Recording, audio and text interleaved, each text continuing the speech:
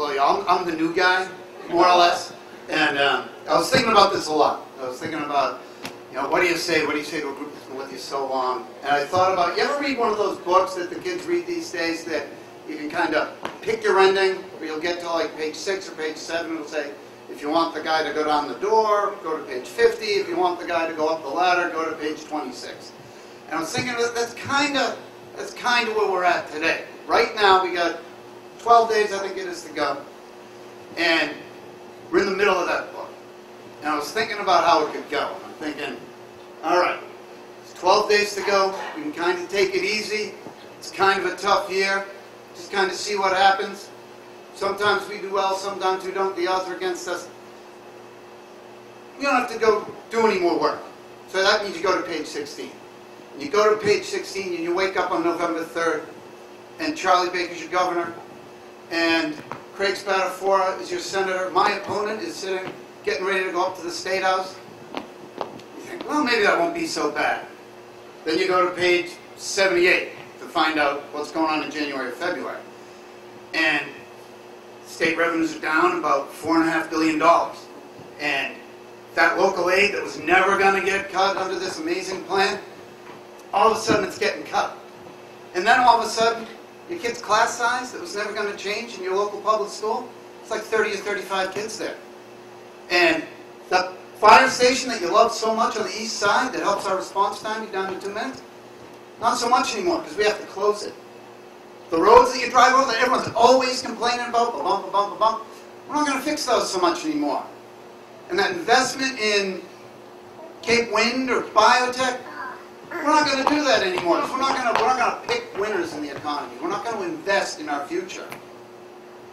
Then you turn to like page 110, and the unemployment rate's back up to like 10%. Schools are still failing. Middle class folks can't really afford to go to UMass anymore because of those budget cuts. The fees and the tuition are both going up. You think that's not so good? I didn't like it. So you know what? Go back to where we are today. 12 days to go. And we all go, Go to page 105 if you're really, really concerned. If you're really worried about what's going to happen.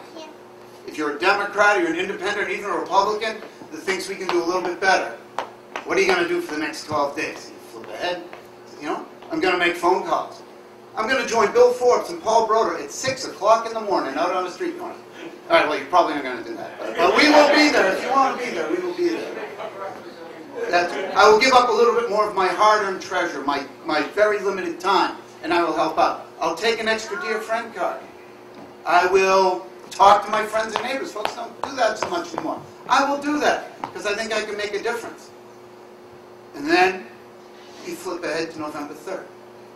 It's a bright, sunny day, just like it was the day before. No rain or cold on Election Day.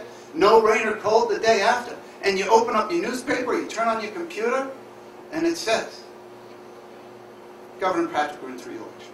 And it says, Catherine Clark is the new state senator for this district. And it says, humbly, that Paul Brodeur, by good fortune, has managed to become the next state representative from Melrose and Wakefield. And happily, Senator Tom McGee will be returned to the Senate. We will continue to fight, particularly for our kids and the Children's Caucus and all the stuff that he does. And again, it's a bright sunny day, and you go outside, even though it's November 3rd, the birds are chirping, the flowers are blooming, there's no wind, there's no rain, everyone's smiling, everyone's happy, everyone's walking to school because they're feeling so good about the environment. And you know what? We make a little bit more of investment in biotech, and we decide we're actually going to lead the nation. We're going to continue to lead the nation in education.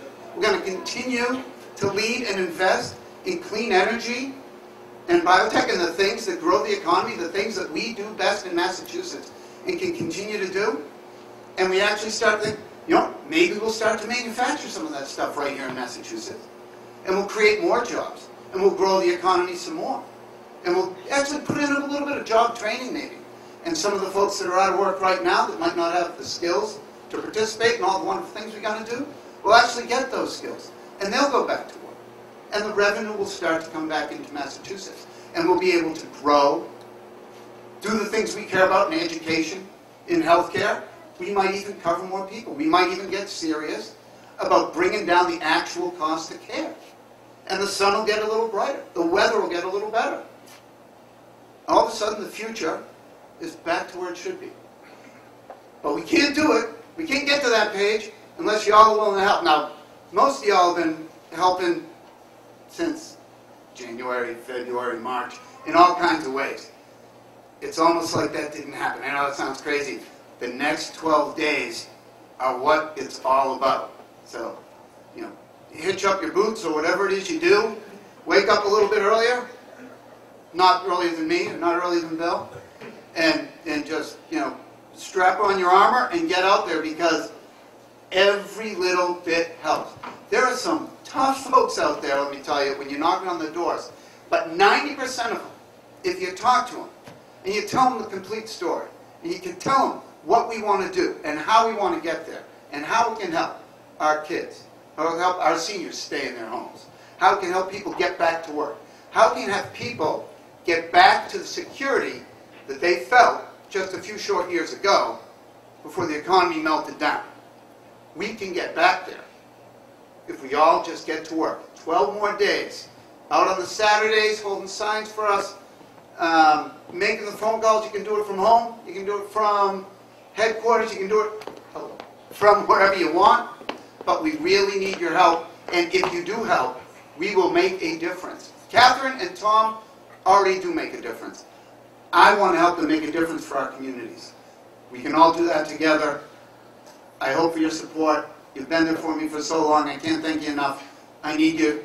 Catherine needs you. Tom needs you for 12 more days. Let's roll up our sleeves and get to work. Thank you all.